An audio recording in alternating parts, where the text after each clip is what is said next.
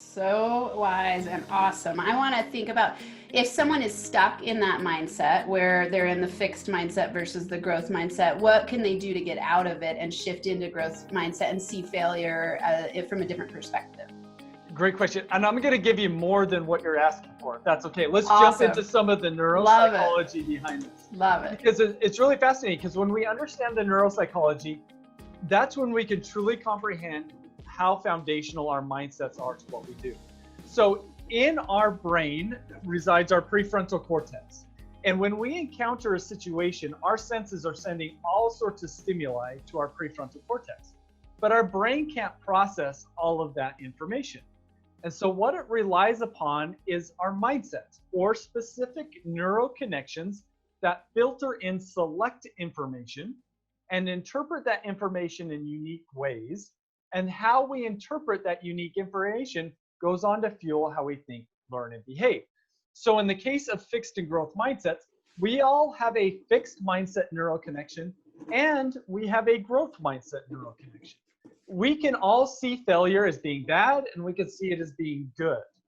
Now, how we essentially interpret failure in any given situation depends upon which mindset neural connection is stronger. So if our fixed mindset neural connection is stronger, it's going to fire more quickly and more readily, whereas our growth mindset neural connection, it just fires slower and softer. And we just come to rely upon the neural connections that's firing quickly and readily. And so when we start talking about shifting our mindsets, what we need to do is we need to activate, work out, and strengthen our positive mindset neural connections. And as we do that over time, the negative mindset neural connections, their strength will decrease, and we'll come to rely upon them less and less, and rely upon the positive mindset neural connection more and more. So that we're kind of getting in the weeds there. So I want to make sure that that's making sense. You feel like that? Love it. So what I think about when I think of paths of least resistance, right? So what you're talking about is how in our mind we have it's like a blueprint, right? And an operating system for the path of least resistance. And I talk about it as like a sled hill, where you take the path multiple times and it gets icier and faster, and it's the path that your brain wants to go to. So you actually have to train it in a new direction to tamp down a new path. But it takes the work and the exercise like building a muscle, because it's not the path of least resistance, and it's not the easiest way to go until you make it the new path of least resistance. Precisely. So the new paths aren't going to come naturally to us. Yeah. And that's what it makes shifting our mindset so difficult, because it feels foreign to us. And it's likely that we can easily justify our negative mindsets that we have. I mean, there's a reason why we developed them. We thought they were good in the first place, but it doesn't necessarily mean that they're always the best mindsets to have. Ah, so good. Well, I'm curious, because something you're pointing out that's really powerful is that two people can have an experience of the exact same thing and perceive it very differently based on those neural pathways that got created when they were young. What's kind of some insight there about common themes among people with fixed versus growth mindsets? Yeah, great question. And you're right. Our mindsets are based upon our past life experience, but also our current culture and context in which we're operating. Because that current culture and context socially incentivize certain ways of thinking. And so both of those dynamics are what feed our mindsets.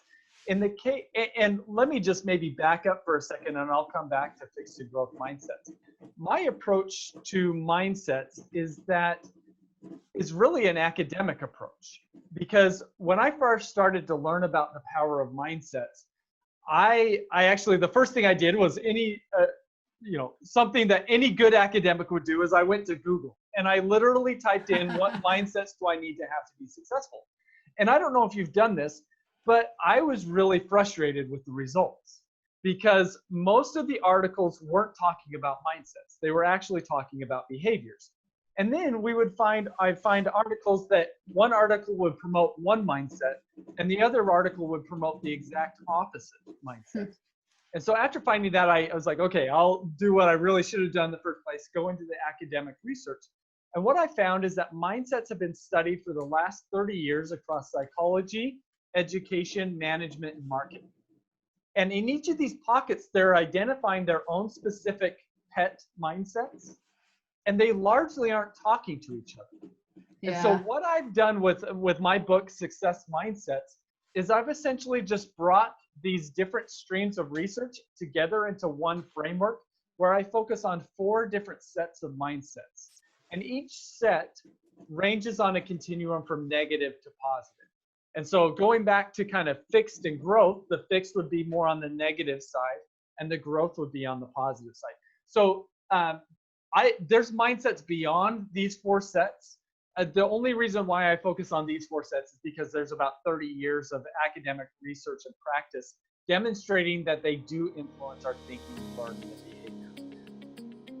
To listen to the full episode, head on over to nfacoaching.com, hit the podcast link, and it'll take you to all of the full episodes. And go ahead and leave some comments. I'd love to hear from you to know how these inspirational interviews, tips, and tools are impacting you in your life and business. And be sure to hit that subscribe button so you never miss out on any of the Max Potential Habits episodes.